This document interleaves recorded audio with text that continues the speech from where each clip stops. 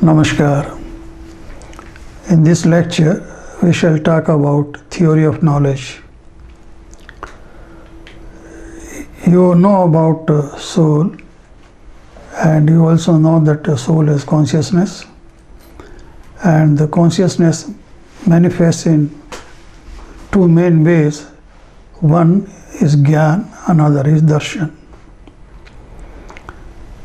That means, the soul is can perceive, and the soul is a knower.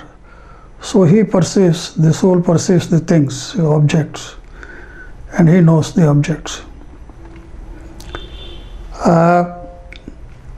So darshan is perception, and it's a comprehension of a generality of an object. It means, for example, if you look at any object, at the first sight, what do you see? You get a general idea of the object. That is darshan. And later on, when you inquire or investigate, you know the details of the object. You know more about the object. That is Gyan. So darshan is a perception of comprehension of the generality of the object, and Gyan is comprehension of the details of the object. So the two things are in a way connected with each other, but they have a different meaning, and a different power of the soul is acting behind these two concepts. Then we talk more of darshan. I said that you have a glimpse of the object, and that is darshan. Now, how do you get that glimpse of the object? One, you see it by eye. It's known as a Chakshu Darshan. Chakshu Darshan means you see the object through the eyes. Now, who is seeing the object? It's not the eyes which are seeing the object, nor it is mind which is seeing the object. We know what happens when you look at an object. Science tells us that there are rays coming from the object, they fall on our eyes, the retina of the eyes, and then the retina sends signal to brain, and then brain acts on those signals. And the science then tells us that, look here, you get the image of the object. But that's not the complete story. The perceiver is not the brain. Perceiver is the soul, and the processes which are going on inside the body are a medium for soul to perceive. So you must be very clear who is the perceiver. The perceiver is the soul, and not the brain or eyes or any part of the body. Then we have Chakshu Darshan. We have other senses like touch, taste, ear, smell, and so on. And we also perceive things through these senses besides eyes. So that kind of perception is known as Chakshu Darshan. You are not using eyes, but using other senses.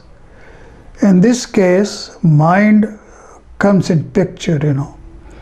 If you feel anything by touch, or feel anything by smell, or feel anything by taste, for example, then these signals from the respective sense organ are going to brain, and the mind is involved. If the man is not there, mind is not there working with this, then probably you will not perceive.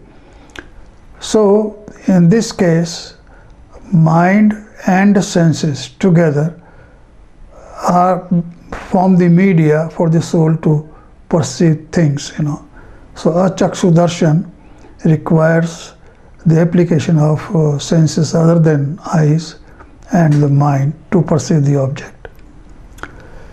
Besides these two, there are other kinds of perception the soul can have. One we call as Avadhi Darshan. Avadhi Darshan is apprehension directly by the soul of the object, without going through the media of senses and mind. The soul is able to perceive the object directly, and our senses have no role in this, our mind has no role in this. This is possible. Normally this is not possible. In common people does not take place. But in spiritually advanced persons, or the people who have got this kind of capability, can have this darshan, avadhi darshan. And when you have the avadhi darshan, which is, as I told you, directly by the soul, you see things which are beyond senses. For example, a thing or an object which is located at a far distance, which we can't see with the eyes, or we can't sense with other sense organs, but avadhi darshan can detect that or can see that object. Avadhi darshan can also see minute, it can perceive minute things so smaller, very, very small, which we can't see with eyes, or we can't smell probably, or we can't taste. Even such small things can be sensed or can be perceived through avadhi darshan. So it's a higher capability of soul. Then the last one is a keval darshan. The keval darshan occurs in kevali or arihant. I told you what arihant is, what kevali is. A soul who has destroyed all the ghatiya karma or ghati karma is kevali. So a kevali perceives an object, and that then he perceives in its entirety. He knows the total truth, and his perception is perfect. So that kind of thing, keval darshan, is a highest capability or highest form of perception. Then we talk about Gyan. Gyan, is knowing details. First we perceive the object and then we know it. So the details of the object, What are the ways to know the details of the object? One is what we call as a mati Gyan. Knowledge that derived through senses and mind. That is intellect. Normally, this is the kind of ability we have. We all know the object through mind and senses. All 5 kinds of senses, You can know the object. And then there is another kind of knowledge known as Shruta Gyan. Mati Gyan, as I told you, involves the media of senses and mind, and you know the details of an object. And then what happens is, though, once you know the object, that memory is stored in your mind and also in the brain, and that way we have a lot of memories in store in mind and so on. All that knowledge was earlier derived by Mati Gyan, now becomes a Shruta Gyan, because now there is no role of Mati Gyan. That information is already present in our system, in our mind or in our brain, and we know it. So that kind of knowledge is Shruta Gyan. In other words, the Shruta Gyan can be considered as application of Mati Gyan, because Mati Gyan has done some work, it has comprehended an object, and that comprehension then is recollected in a manner, it's known as Shruta Gyan. There is another sense in which the term Shruta Gyan is used. Shruta Gyan refers to Shrut, that is the scriptures, or Agam.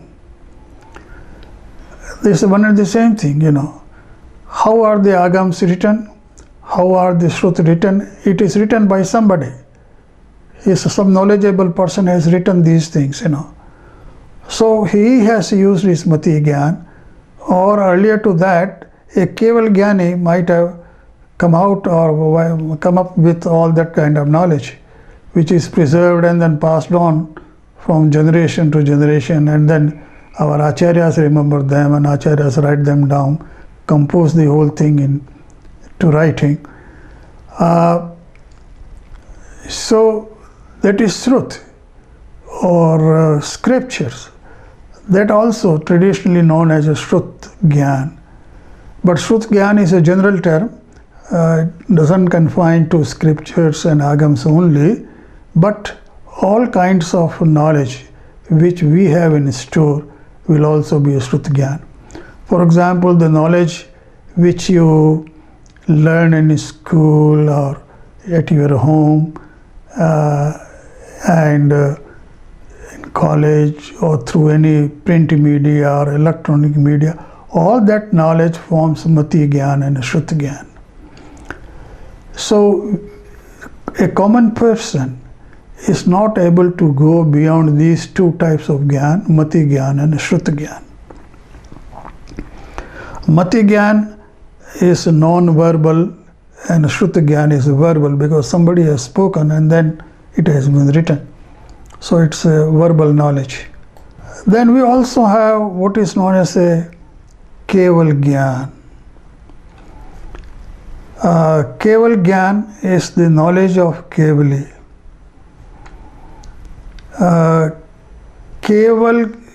Kevali knows the entire truth.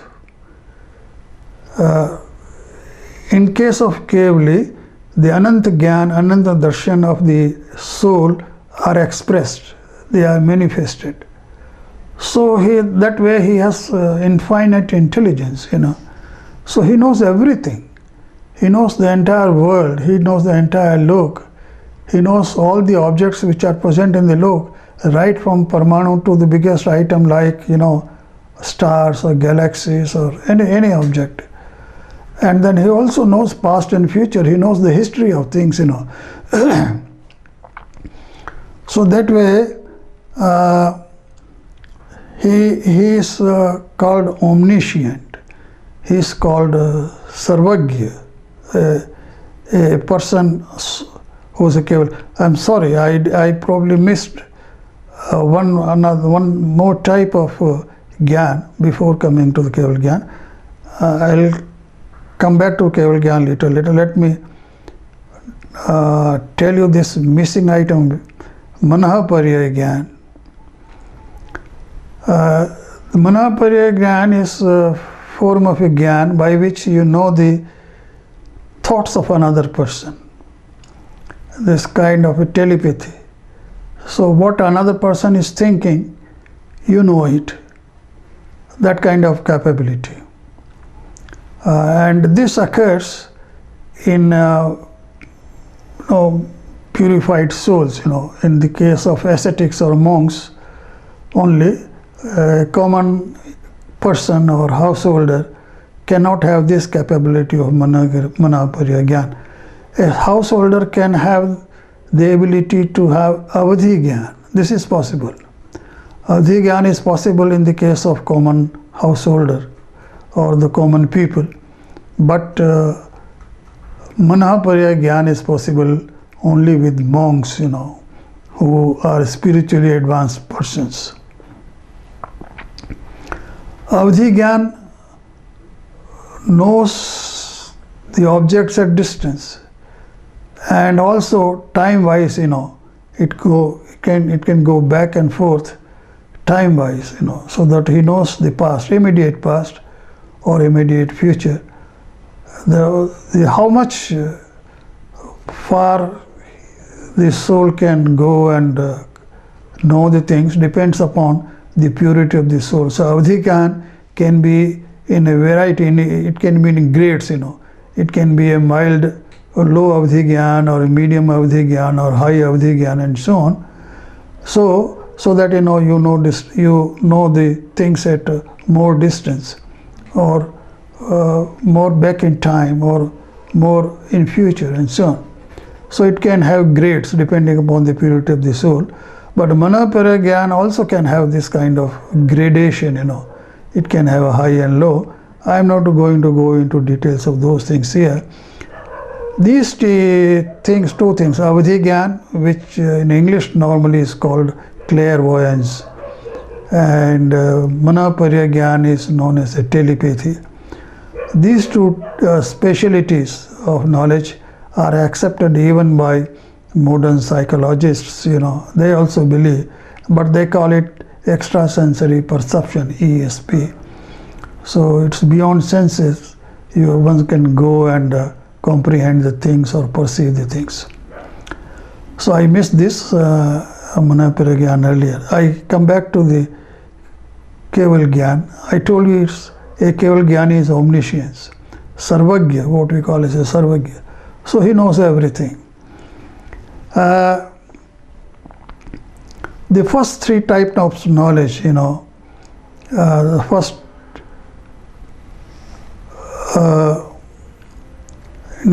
first two types of knowledge, Mati Gyan and Shrut Gyan, are known as Paroksh Gyan. Paroksh means the soul has to take help from some medium to know the objects or to perceive the objects. These medium are mind and senses. So it is Paroksh, it's indirect. But the Avadhi Gyan, Manaparya Gyan and Keval Gyan are direct in the sense that the soul perceives and comprehends the objects directly without any media, therefore it's a Pratyaksh. So it is known as a Pratyaksh Gyan. But out of these two again, Avadhi Gyan and Manaparya Gyan probably are not purely Pratyaksh, in the sense that Avadhi Gyan and Manaparya Gyan may take help of subtle matter in their operation, the Avadhi Gyan and Manaparya Gyan. But in the case of Keval Gyan, there is absolutely no media, it's purely direct. Then there are three other kinds of knowledge. I just now described 5 types: Mati Gyan, Shrut Gyan, Avadhi Gyan, Manaparya Gyan, and Keval Gyan, 5. Then there are 3 Ku Gyan, means Agyan. They are ignorance rather. Jainism does not call them as Gyan, but Agyan. Not knowledge, but ignorance. Before we differentiate between these two, another concept is necessary to understand. That is, the Mati Gyan, Shrut Gyan, Avadhi Gyan, Manaparya Gyan, and Keval Gyan. These Gyan occur to a person who believes that the soul is different from body. But if there is a person who does not differentiate between soul and body, or thinks that, I am only body, I am not, there is no soul, there is nothing like soul, I am only a body. Such person can also have knowledge. There are many people like this in the world who don't believe in soul, but at the same time they have knowledge, they have Mati Gyan, Shrut Gyan, and they can also have Avadhi Gyan, it's possible. So in this case, then the Mati Gyan is known as a Ku Mati Gyan, Shrut Gyan is known as a Ku Shrut Gyan, and Avadhi Gyan is known as a Ku Avadhi Gyan. The suffix or the adjective Ku is used here, meaning thereby that the person does not believe in the existence of the soul, and therefore whatever knowledge he has derived is false, because he does not know the reality. And because it is false, it is called Agyan. So Ku Mati Gyan, Ku Shrut Gyan, and Ku Avadhi Gyan are forms of ignorance, although they may not accept it. And there are, people maybe in the rank of scientists, or in the rank of philosophers, in the rank of scholars, who do not believe in these things, and they have very good knowledge of an object, but as far as Jani is concerned, all that knowledge is ignorance, because he does not know himself, for he does not know himself, and he is talking of other things. I already told you that Mati Gyan and Shruti Gyan are indirect or paroks, and therefore all the knowledge which we gain by Mati Gyan and Shruti Gyan is imperfect, because we are using a media for this knowledge. So that kind of knowledge is imperfect. But it does not mean that it cannot be right. This knowledge can be right. Right means, it's true, but it's partially true. We do not know the complete truth. Those people like us, who have Mati Gyan and Shruti Gyan, will not know the complete truth. Never. The complete truth is known only to Keval Gyani, who has infinite knowledge. So in order to know an object or a thing or a substance from all its perspectives, from all its aspects, you require infinite knowledge, because any object or any substance has got infinite attributes. It has infinite qualities. So in order to know all those, you require infinite knowledge. You can't know the infinite qualities with the finite knowledge, because the Mati Gyan and Shruti Gyan is finite, So Avadhi Gyan is necessary in order to be perfect,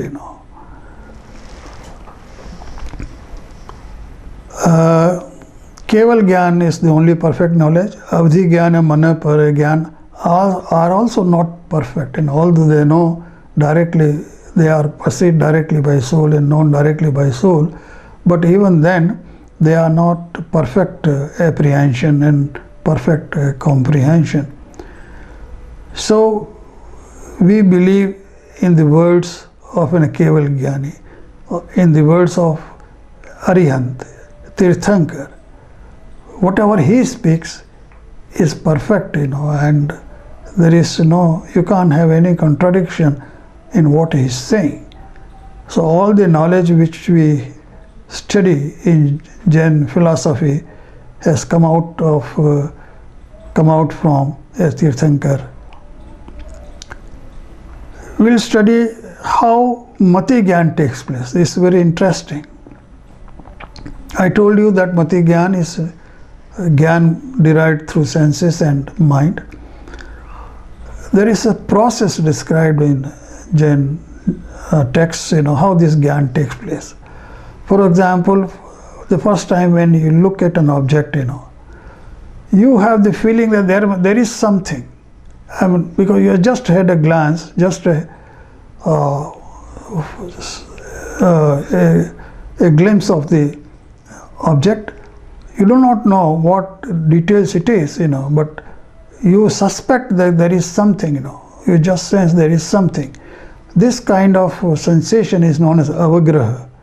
Once you become aware that there is something, is known as avagraha. Then the second stage of knowledge, you go to iha. You speculate, yes, there is something. The first thing is there may be something. That is the first stage. In the second stage, no, there is something. You are sure that there is something, and you try to guess what it is. So you are guessing, what this object could be which I am perceiving, And when you are sure that this is the particular kind of object, there is avaya. Avaya means judgment. You have made a judgment that this object is this. You have identified the object, and you know the object now fully. That is avaya. So the Mati Gyan occurs in three stages. First stage, avagraha, you have only a glimpse, just a sight of the thing, And then iha, you are sure that there is something and try to find it out. And when you have gained the complete knowledge in due course of time, this is avaya. Aware means you know no perfect thing. Then there is Dharana. The thing which you have known now goes into your memory. So it becomes Dharana, so that you can recollect it later on any time. So these are the 4 stages in which the Mati Jnana occurs, Then I said that I talked about scriptures, What are the scriptures? Scriptures are teachings of Tirthankar, and his teachings, he only teaches. He does not write, or he does not do anything like this. He does not compose them. So there are people whose disciple known as Ganadharas who compose what has been said by Tirthankar. And these compositions then, in a Sutra form, in a short form, are remembered by those people, those disciples.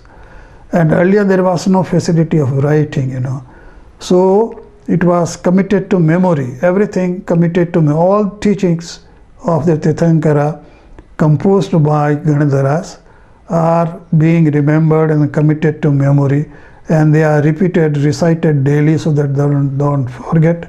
And that way the knowledge passed on orally from one generation to another. And this happened for centuries. And after centuries, the things were committed to writing, And the scriptures which are now available, written scriptures, were written, I think, almost after 1,000 years of Bhagavan Mahavira. So I had described the theory of knowledge, the various types of knowledge, Gyan, and how the Gyan is preserved in scriptures and so on.